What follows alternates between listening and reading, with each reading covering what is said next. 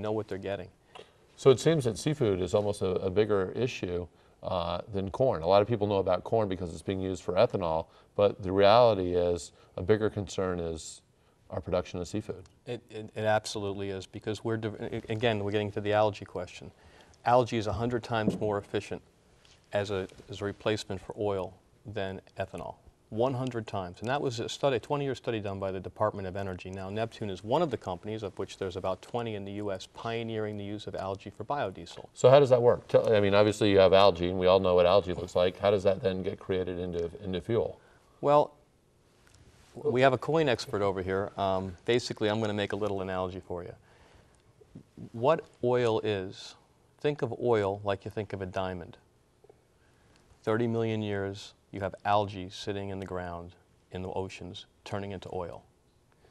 But we can make a cubic zirconia, just like, as opposed to go mining a diamond. And if we make a CZ, we're doing it in a controlled condition very inexpensively, right? As opposed to having to go out and locate it and find it and drill it and pull it out and cut it and grade it. In the very same way, algae, which is one of the original plants that gave birth to oil, can be grown in a lake. It can be grown in a sheet. It needs sunlight. It needs nutrients. So we can chop nature's natural production of 30 million years down to about 6 months. In the Department of Energy study, they concluded that it would take 1/3 the state of New Mexico to supply all the energy needs for the United States using algae. That study ended in 1996, and the race is on to find the right strains and the right methodology for raising that algae.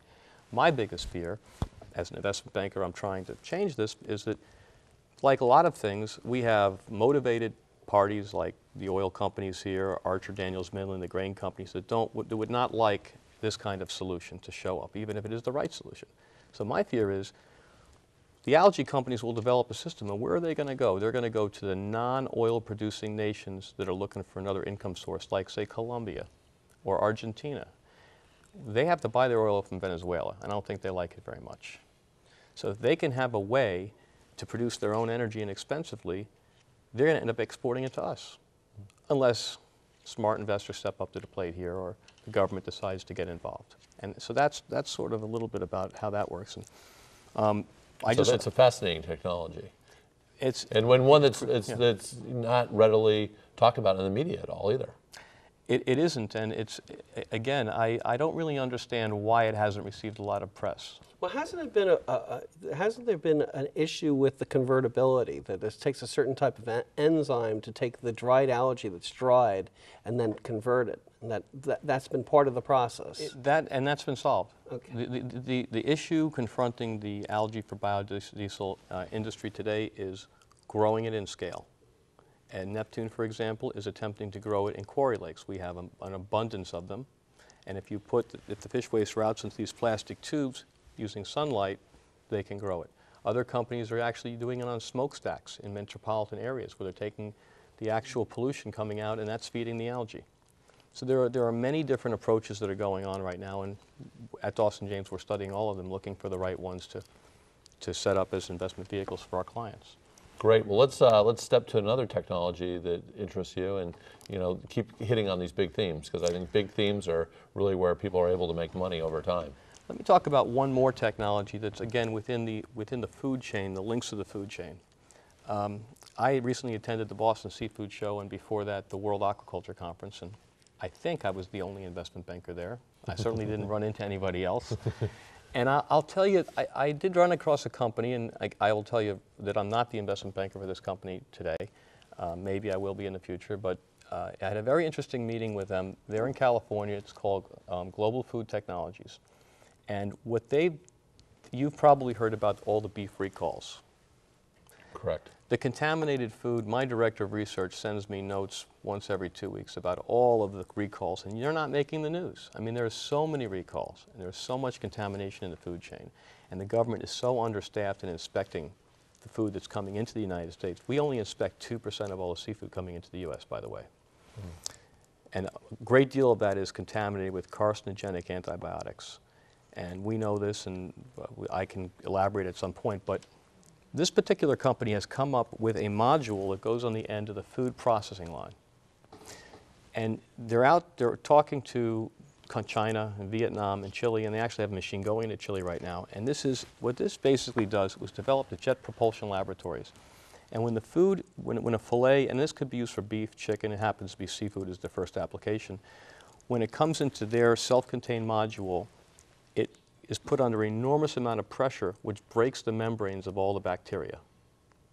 And then an antimicrobial wash goes over the food, and then it's immediately vacuum packed and sealed and stamped with their iPura safety logo. They're going to attempt to be the branding of safe food.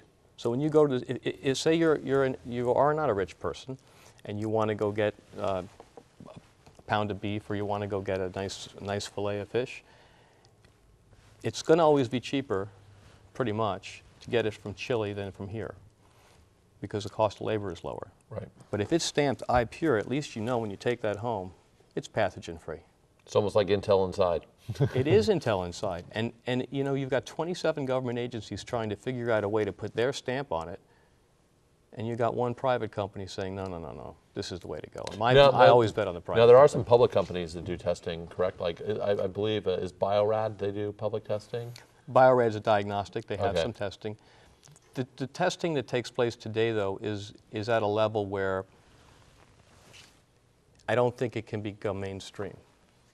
I don't think testing is the answer either, by the way, because you need to make sure at the source that that food is safe. And so it's got to be built right into the system, I think.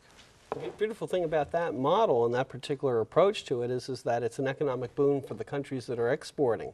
So it seems that there's an existing client base there to reward the company for the technology. Well, let me ask you a question. If you were going to the store and you have two fillets side by side, and one is cost 25 cents more, instead of $5, it's $5 1/4, and it's got the stamp seal, this is iPure, versus the other one that doesn't. You're going to pay that 25 cents? Not only would I pay the 25 cents, but I would pay, you know, considerably more than that to feed my family with something that I know is safe. And I think that the United States, the average citizen feels just like that.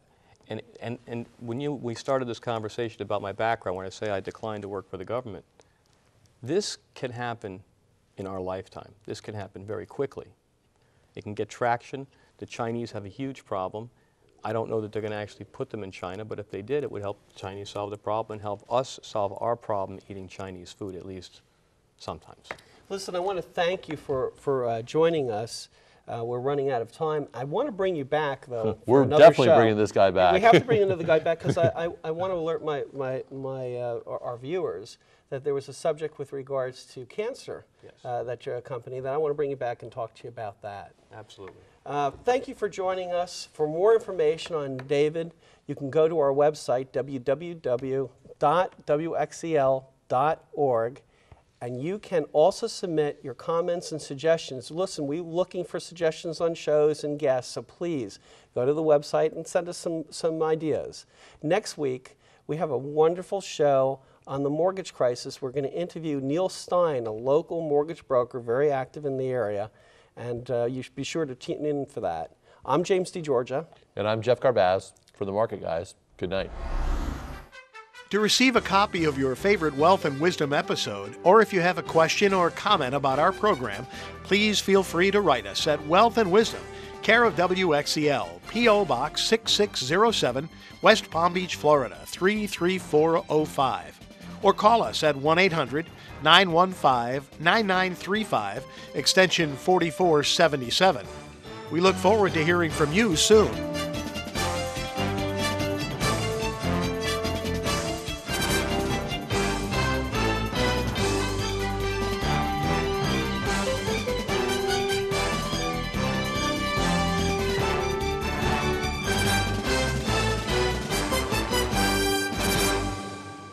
Finest known, specializing in retirement portfolios through precious metals commodity investments.